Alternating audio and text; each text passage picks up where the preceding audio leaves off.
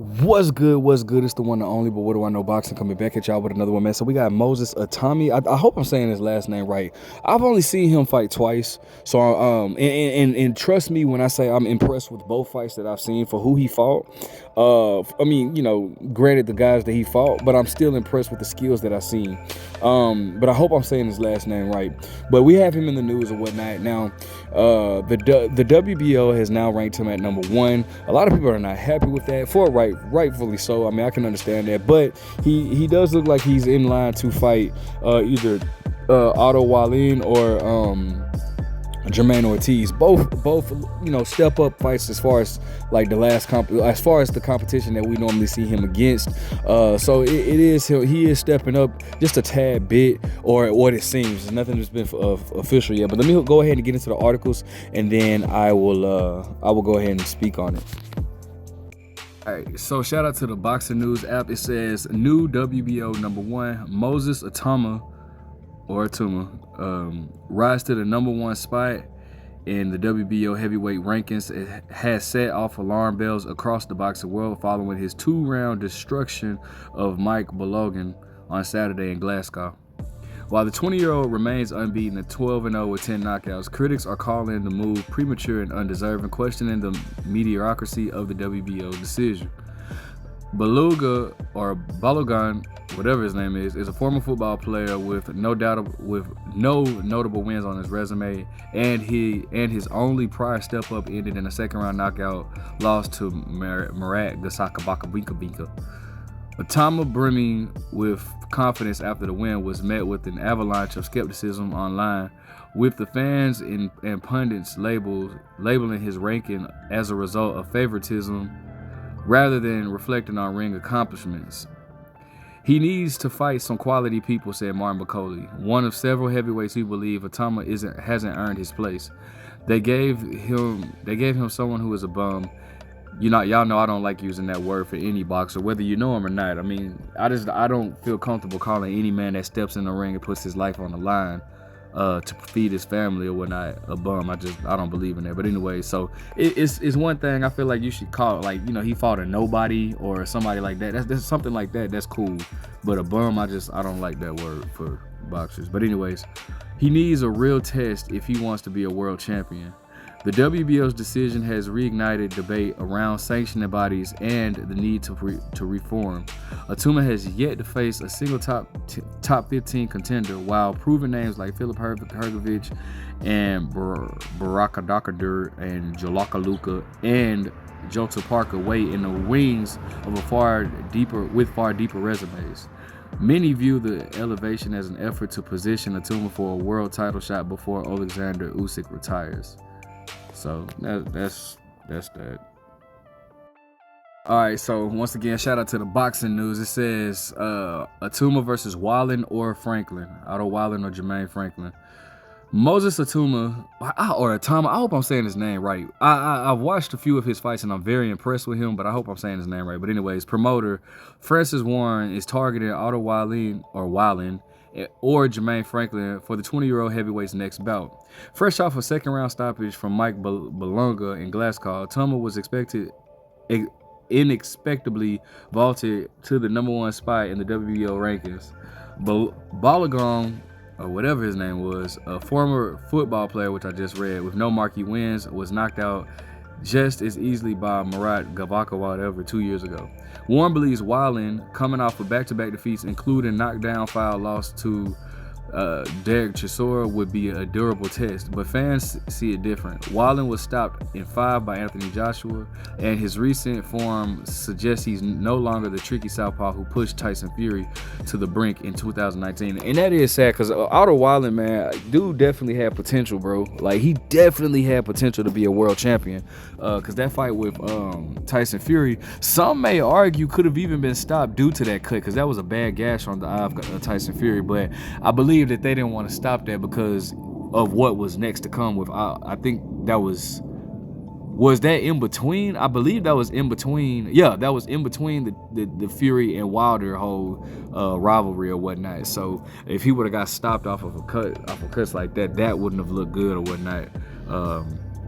and we probably wouldn't have had a great rivalry between Fury and Wilder. But anyways, similarly, Franklin has dropped 2 of his last 4 and remains unranked by any major body. These are not top 10 contenders. One fan remarked online, their reputation names, not relevant ones. The bigger concern is that Atuma's fast rise is being mirrored the smoke and mirrors path once taken by fighters like Edgar Berlanga, whose knockout streak was soft opposition quickly unraveled when he finally stepped up in class. He's being manufactured into a star without earning it, said one critic. It's actually another fighter that they did this with as well, and I'm gonna speak on him. When you rush a fighter's career, I'm gonna speak on that. But anyways, fighters like Martin Bakole, Efe Ajagba, Ejit Cabello, and Philip Hrgovic have all been mentioned as legitimate development tests, but none appear on Atuma's shortlist. Bakole was blank. Even Frank Warren knows I'm not Atuma's level. With Atuma now holding high positions with the WBO and the WBA rankings, Warren says they can pull the trigger when ready. But when will the real test begin? So let's talk about it. Now, listen, I can definitely understand. I think it's a little bit too premature for him to be ranked number 1 in the WBO. It is what it is. He's looking great. Let me just say that first and foremost, he's passing the eye test, but I don't think that he's skipping a grade, should I say. And I feel like the same thing happened with Edgar Berlanga, right? Where Edgar Berlanga was fighting limited competition, and all of a sudden, boom, he goes right up there to get a Canelo fight, and he skipped a whole grade. He skipped a whole line of competition. He didn't fight he went from fighting the Steve, what's his name? Steve. What the freak was the dude's name? Steve, the dude that Triple G beat. I can't think of his last name. I almost said Steve Collins. Shout out to another great fighter out there, Steve Collins. But I cannot think of the dude's name. But anyways, he went from fighting C-level guys like that, and he skipped over the guys like Caleb Plant, Jaime Munguia, Diego Pacheco. He skipped over those type of guys, Christian Billy. He skipped over those guys and just went straight for a Canelo fight. I don't think that was good. And so this is what's kind of going on with Moses, is where, like, he's fought limited competition, and then you're just trying to automatically put him at number 1 and put him in line for a Usyk fight. He is not. I don't know how good this man is. I mean, he passed the eye test for sure, but how good is he? Because he's not fought. He's fought limited competition. And he's in such a stacked division, bro. It's such a stacked division. I'm about to name a list of heavyweights, just all the top heavyweights, and I'm not sure if he can even beat those guys, because he hasn't. He has to, fight these guys. All right, so let's look. Like, just in heavyweight alone, you have in the WBO, obviously Alexander Usyk, but you got Joseph Parker, Philip Hrgovic, Zhalil Zhang, Lawrence Okoli, Jared Anderson, Anthony Joshua. That's who he needs to fight. Derek Chisora. Derek Chisora is gonna tell you everything you need to know about a fighter. You got Efe Ajagba. You got I'm just naming all fighters now. You got in all organizations. You got Frank Sanchez. You got Andy Ruiz. You got Big Baby Miller. You got you still got Deontay Wilder out there. Fabio Wardley, Michael Hunter. You know what I'm saying? Like, just all these fighters, bro. I'm not sure who's to say that he can. Martin Bakole. Who's to say that he can even beat these guys? You know what I'm saying? Like, before you just hop him in there with a Alexander Usyk. And listen, it's dangerous to rush.